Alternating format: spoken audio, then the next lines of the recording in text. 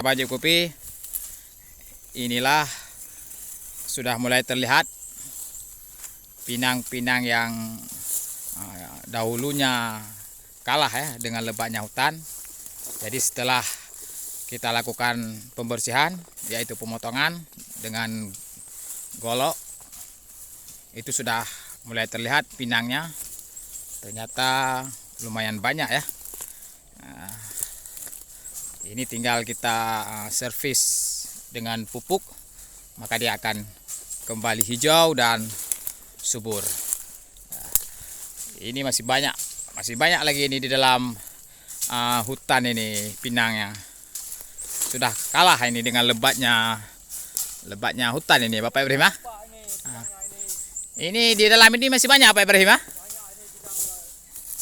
Ya. Setelah kita cah baru terlihat dia ya. Ya. Oke. Jadi Bapak Ibrahim pahlawan hari ini ya. Oke, Roger.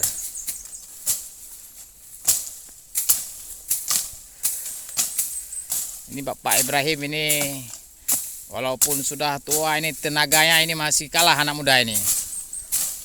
Ada kita pegang dia di sini ya. Ya. Roger ya.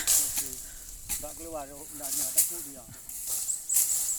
Kita pegang ya.